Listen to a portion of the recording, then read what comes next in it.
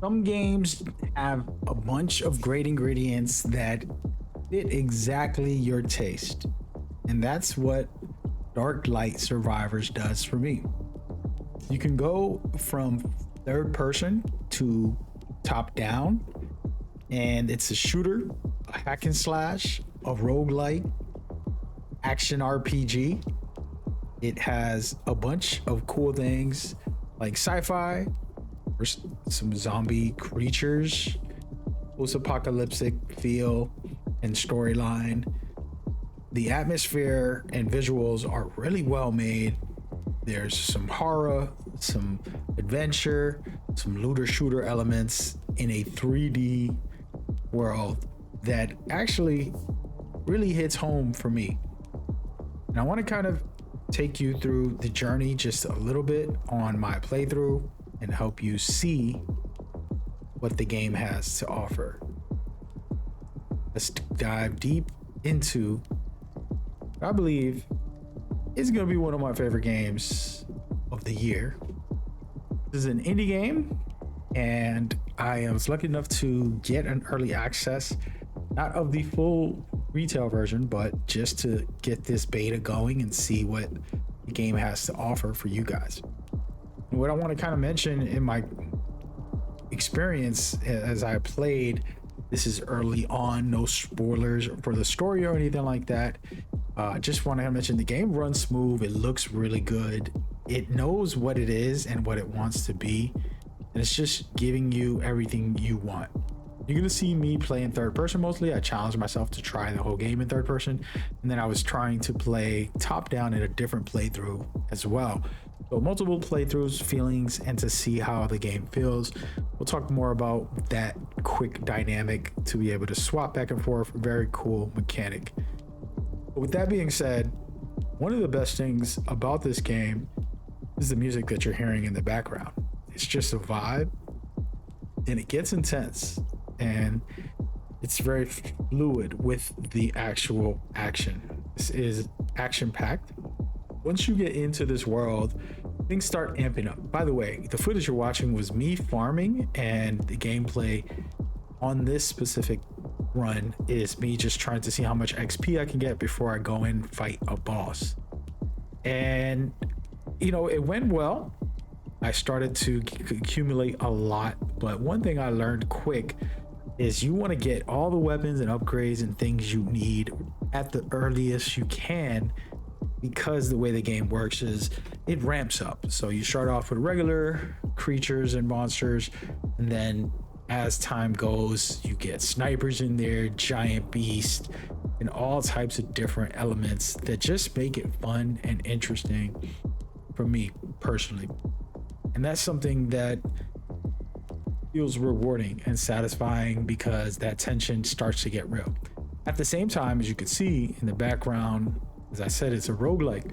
And what happens is every chance you get, when you get a bunch of upgrades, anytime you can upgrade, the game will pause mid-action and allow you to select a brand new upgrade. And those upgrades can be vast. From when I roll, as you can see, the floor goes on fire, so I'm killing off enemies. This is my farming method. And then there's things like picking up a different weapon, maybe a shield. There's automatic rocket launchers and all types of abilities to buff you as a player and the character. And that's something that I personally really love in games where you can replay them and have a different playstyle. I chose flames and fire mostly. Anytime I roll, it will fall on fire. When I shoot, it's a possibility people can go on fire. There's things like that I added to my playstyle that I wanted to buff up so that I can farm for this XP and just kind of see. Again, this was just me hanging out, kind of doing a loop to try to take these guys down. And I had an amazing time. Now I want to kind of go through a list of things to mention and to discuss about this game. No stories, spoilers here, just kind of giving you synapse of what it offers. You're in an apocalypse world where the world has ended and nightmarish creatures basically came out of these dark voids. You are a dark hunter, aka you hunt the dark void monsters basically, and you're trying to help keep humanity alive, keep humanoids alive by traveling the universe with a special device that allows you to do so. And you're trying to get the special resource to save the world, in other words. And that's kind of your main storyline without getting into any of the details. Of course, this is coming out on early access on May 14th, 15th. So check it out if you want to try it. But that's the premise. And then you have the getting dropped into this world. If you die, you die, you're dead, and you have to come back and start all over again and get buffs. And it's pretty easy to upgrade and get strong enough to fight off a lot of people. Actually, this footage in the background was my first time seeing how high I can get and what type of upgrades I can get. And it was me experimenting, and I want to show this because this was mostly like, wow, like now I'm shooting and it's doing all types of abilities. In the background, you probably don't see it, but like it's exploding. I'm calling out these skeleton guys, the green ones, are helping me in the fight.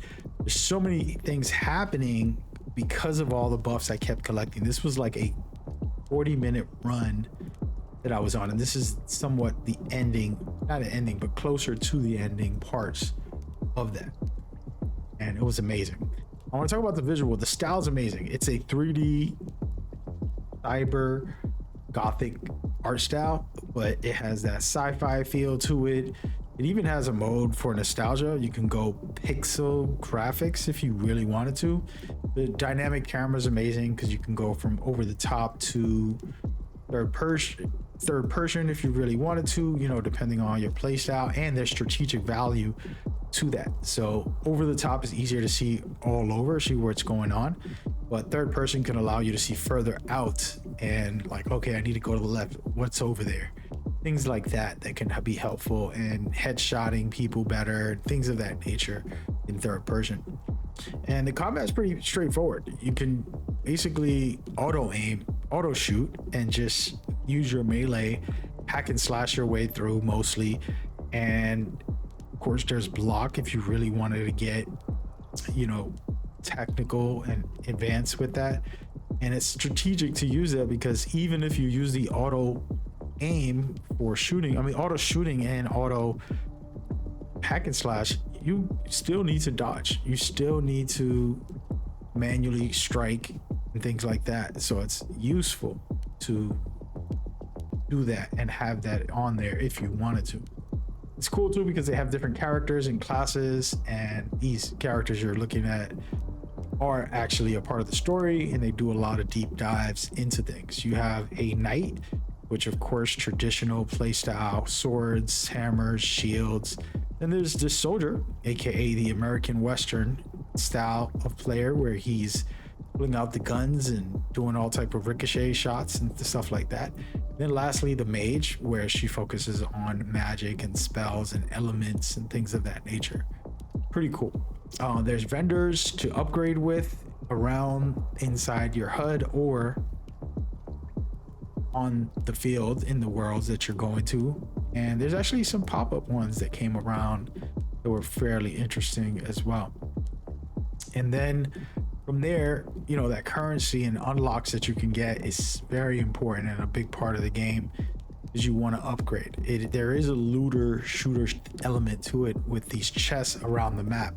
You're not going to see me doing any objectives. I literally was farming this on purpose, and I felt like maybe this is the good footage to give this rundown on and to share. As you can see, my upgrades are so powerful, I started wiping out people pretty easily. But I promise you, this is where the game starts picking up and getting actually insane in just a minute. But very cool because you can upgrade with your gear. You can do things like runes to be able to get buffs and effects, things like that. The bosses and elite enemies are pretty insane. I actually get cooked on one of these parts that you'll probably enjoy watching me fail. Spoiler alert, the only spoiler I'll give is that I don't make it out of this run, and you probably won't either, especially on your first or second. This was my second attempt on this footage. So yeah, it was pretty fun and exciting, and as you can see, I just start turning into a beast with my abilities and being able to just melt through enemies made my farming too easy. And I was like, okay, now I'm good. This is 40 minutes of doing this type of thing. And the game gets so wild, and I can't begin to tell you, like, you know, the vibe and the feel. You think you're good to go, and I'm like, I'm super powerful. None of these guys can test me. I'm good to go. But I didn't upgrade my weapon. I didn't go buy another one. I didn't do anything as far as like really getting brought. So my biggest tip is go, the moment you get some money, go into one of the vendors in the area or the chest and purchase a good weapon so that you can be ready for boss fights, big enemies, and all of that stuff. Because you could be like me and thinking you got it, and then something like this pops up. Luckily, I popped up a scene of her talking at the same time, but you're gonna see where these big old giant beans, this has put me on panic mode because I was just farming and I wanted to see how much I can get. And then they came out, and it wasn't one, it wasn't two, it's a whole army of giant bully, you know, 6th grade bullies that were coming out to get me. And that is where, for me, it started clicking, like, oh, this game's for real. Like they're not just a cookie cutter couple of enemies and like, oh, you did good, you're powered up. Nope, you're gonna go through the fire, you're gonna battle these guys. It's gonna be intense. And I made my decision to go get heals because I was not getting the heals on purpose so I can save them to fight a boss, but I didn't have a chance because unfortunately these guys just came swarming. And to be honest with you, that made the game even better. Like for me, now I know, in fact, I recommend this game to anybody to try it out and have a good time with it. Visuals are really good, music's great, the gameplay feels fluid, it's well made. You know, no game's perfect. This is a small studio. I'm not here trying to say anything like that, but I can promise you, if you get into just trying it, if it's your genre and your taste, you're gonna say, wow, I have a really good time with this. This is nice. And there you go. And this is the moment where I realized, hey, I need to go get a weapon. Let me go and just pick anything up just to have some type of fighting chance against these giant bullies, I'm gonna call them. There goes another boss right there, another mini boss in the game. And I actually stumble into probably the worst case scenario that you can fall into. And right here, I get trapped and panic out of my mind into this cage. I never experienced this. I don't even know what it is or was. I was so worried about trying to get out that it had me going down. And that was it, ladies and gentlemen. But yeah, I just wanted to kind of present my play of some raw footage and give y'all some thoughts about this game. I recommend it highly, and I think anyone and everyone should definitely try it out when they get a chance. Now, again, I am very specific about my personal tastes. I know what I like, I know what I'm interested in, and shooters are always fun, right? Third person, over the top ones. RPGs are always good for me, and like I said, the roguelike elements are incredible. Makes it really fun. So if that's up for your alley, please let me know in the comments. Tell me what you're thinking or feeling about this. Honest impressions of the beta. Again, this isn't full release. This is not the retail version of the game. This is me just trying out early access. Hopefully you enjoyed this, and hopefully you enjoy the game. Let me know in the comments if you're interested. Let's talk about it. Catch y'all on the next one. Take care. Peace.